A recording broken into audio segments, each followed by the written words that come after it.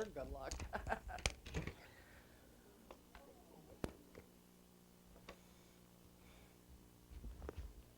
All right. Hello, everybody. Happy Halloween. We're so Halloween, right? Halloween, October 31st. Ooh, I guess I better take this with me if I'm going to walk around. Uh, what country? Okay, here's the first question. You guys paying attention? We're going to get stickers here. What country do you think Halloween originated from? England. Mexico. Ireland. Ireland. Can you believe Ireland? Ireland. It was a Gaelic ceremony. It is called, let me not mess this up, right? It is called, what is it called? Samhain, right? I just learned that. Okay, you get a sticker. You get a sticker. You get a sticker. That's what we're doing, today, giving out stickers. That's my thing. No, it ain't. That's funny. All right, so yeah, it was a Gaelic festival, right? And it originated like 3000 BC. It's old. All right, and was the festival of the dead, and I need water. So during this festival, sorry, it was the end of the summer and the beginning of the winter. And that's what they were celebrating, right? What did they believe? They believed that at this time in space was where there was a less clear division between the living and the dead, right? So that's really what it's all about. All right. So let me see. Nicknamed the festival for the dead, the literal meaning of the word Samhain is, what is it? You know what it means?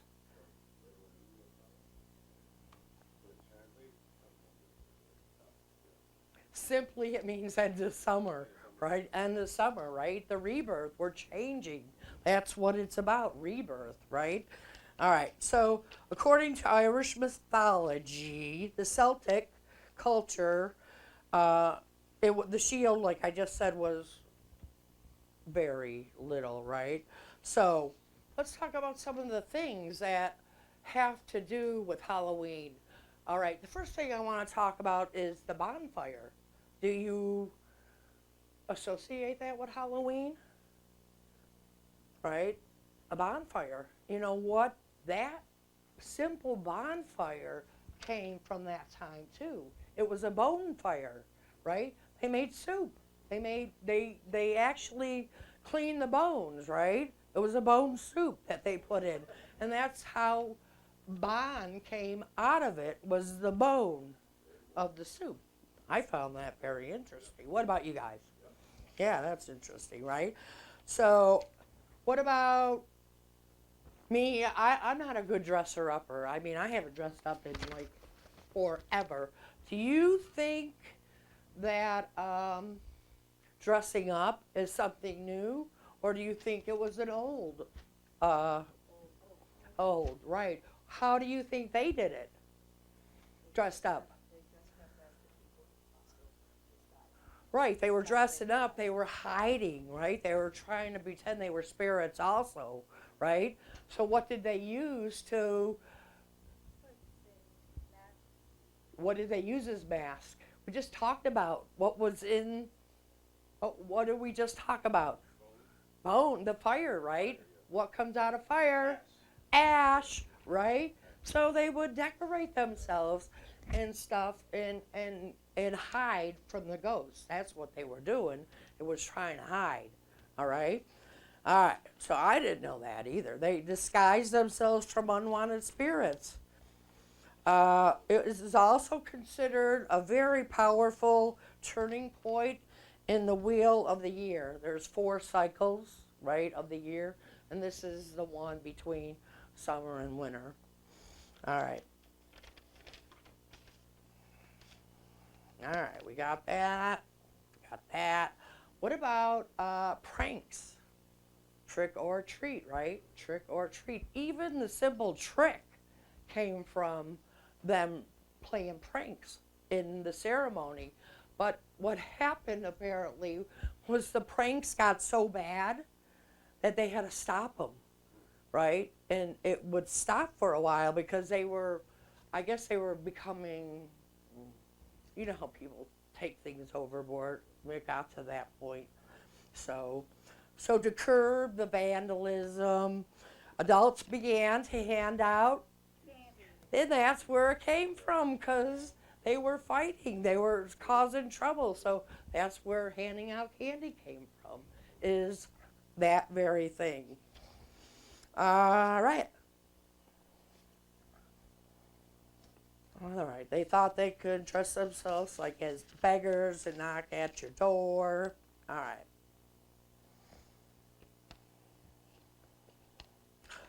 I have a good question for you. The next thing we're going to talk about is an apple. Does that apple come back from them, or do you think bobbing for apples and apples is a new thing?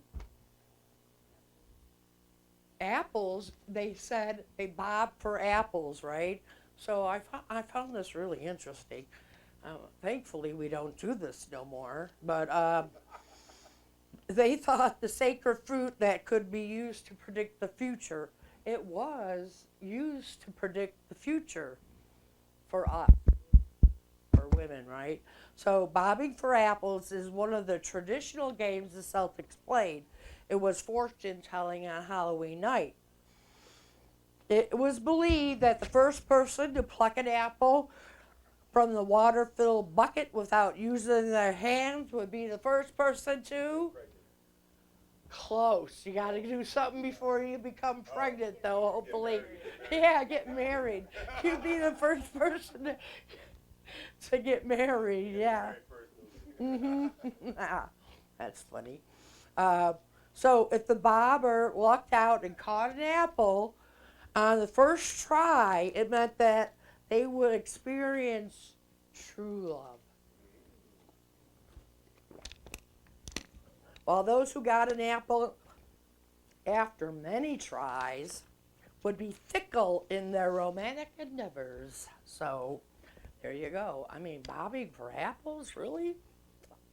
Another myth was that if a girl put her bobbed apple under her pillow on Halloween night, she would dream about her future husband. I'm going to go bobbing for apples. Anybody with me? No? Yeah, bob for apples. Could you imagine? All right. So the next thing we got is our famous jack-o'-lantern, right? So, did we always have jack-o'-lanterns? The answer is surprisingly yes. Did we always use pumpkins? No, we didn't. What did we use before that? Turnips, right? So, and it was turnips because remember, we were in Ireland, right? But then during the big potato famine and all that, turnips, when they came to the U.S., weren't very big, but pumpkins were. So that's how it got switched over. Just from them coming here, no turnips available, they could still carve into the jack-o'-lantern. Now let's talk about Jack, right? Because Jack is somebody, right? So let me tell you about Jack. All right, so of course why did they put the carving in here? Scare everybody away. It all goes to scaring the spirits away, the bad spirits away, right? So there's an Irish tale. His name is Stingy Jack. That's what they call him. He is believed to have fooled the devil and roamed the earth with his sinister-looking turnip-o'-lantern, which now led to the modern-day jack-o'-lantern. But Stingy Jack was also known as Drunk Jack, imagine that, or Jack of the Lantern. So, jack-o'-lantern, because he was Jack of the Lantern. Of course, he didn't use pumpkin, he used a turnip. All right, let's see. What about witches? Should we talk about witches? Yeah. So, do you think we're all here, right? And we're all good witches, right? Do you think back in the Gaelic time they looked to witches as evil? Hmm? Mm. No. Witches back then were seen as people who knew, right? They were looked at above,